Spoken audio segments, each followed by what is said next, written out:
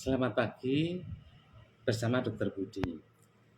Di musim pancaroba seperti ini, artinya sedikit panas, sedikit hujan dan sebagainya, tidak di puskesmas, tidak di praktek dokter, bahkan di dokter spesialis, terutama anak-anak, banyak sekali orang yang datang, bahkan di praktek kami, bisa hampir 90% orang sakit karena sakit tenggorokan, batuk, pilek, tenggorokan, dan sebagainya. Ini sesuatu tantangan karena apa? Karena di musim biasa saja ISPA, sakit tenggorokan saluran napas atas, itu menjadi penyakit utama di Indonesia. Ya, karena apa? Karena eh, iklim kita membuat udara kita ini sangat mudah sekali untuk berteduh, hidup bakteri-bakteri dalam waktu yang lebih lama. Beda dengan di tempat yang kering atau bahkan dingin kering, maka bakteri-bakteri jamur jarang sekali ada di udara, sehingga kalau itu bisa kita lihat kalau misalnya kita punya nasi misalnya dibakul taruh di luar, mungkin satu malam sudah basi. Tapi kalau kita misalnya di Australia atau mungkin di Jepang, bahkan 3 hari pun nasi itu masih utuh karena nggak ada jamur atau bakteri yang mengurai makanan itu. Inilah yang jadi masalah di tempat kita di tropikal yang basah ini, itu penyakit-penyakit ispa saluran napas atas itu sangat dominan, dan pada musim-musim tertentu akan termasuk saat ini akan menjadi penyakit yang paling utama, menyakiti anak-anak bahkan orang dewasa kita, apalagi kalau disertai dengan hujan, apalagi disertai dengan panas. Ketika panas, anak-anak suka beli es, sehingga seperti pasien yang baru datang, dia mengeluh, ibunya udah tahu diagnosanya, dia habis minum es Pak, malamnya langsung panas. Begitu juga yang lain, Pak saya habis pulang kerja, semalam kehujanan, saya naik motor nekat sampai rumah badannya menggigil, panas dan sebagainya. Ini cetusan-cetusan infeksi yang terjadi sehubungan dengan climate, iklim, dan daya tahan tubuh, termasuk juga populasi kuman di atas di udara kita.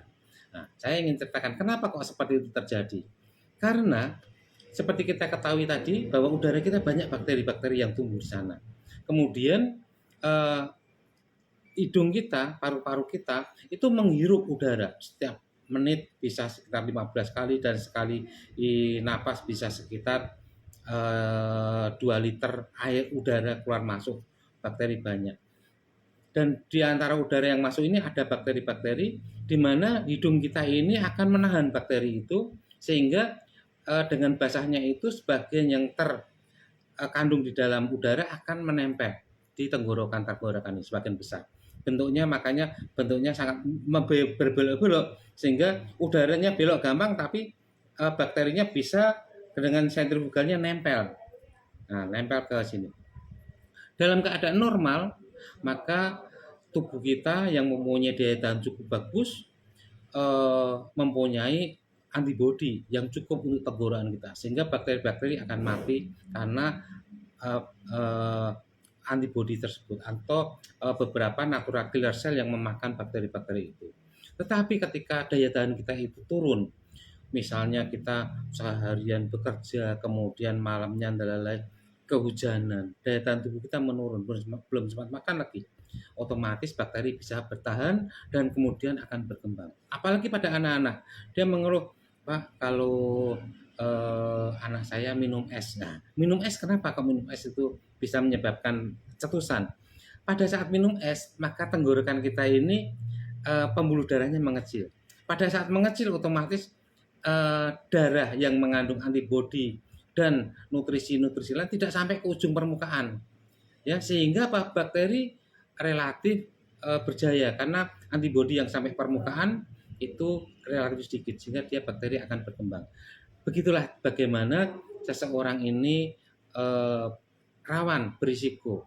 Makanya kalau pada musim hujan, musim ini kita harus hati-hati, daya tahan tubuh kita harus fit, bahkan kita netralisir udara dingin dan sebagainya, bahkan es dengan cara-cara yang kreatif, misalnya seperti apa? Kita minum air yang panas. Disendoi pelan-pelan. Fungsinya bukan untuk dahaganya, tapi fungsinya untuk membuat tenggorokan ini menjadi hangat sehingga arterinya membesar, pembuluh darah besar. Begitu juga anak-anak ketika dia kecolok es misalnya. Begitu es selesai, oke nikmati nggak apa, habis itu suruh kumur air hangat. Bahkan setelah itu disendoi pelan-pelan air hangat atau susu hangat untuk di tenggorokannya yang hangat, dan kemudian arteri akan membuka dan kemudian membawa antibodi sehingga anak-anak yang pada keadaan tertentu minum es sakit menjadi tidak sakit. Apalagi kalau tidur lehernya dibebat, dikasih selayar, maka leher ini akan menjadi hangat dan kemudian dengan kehangatan itu pembuluh darah akan menjadi lebih lebar. Demikian cara risiko dan cara mengurangi ispa, laringitis pada musim hujan atau musim pancaroba, bahkan setiap musim supaya kita tidak sakit tenggorokan.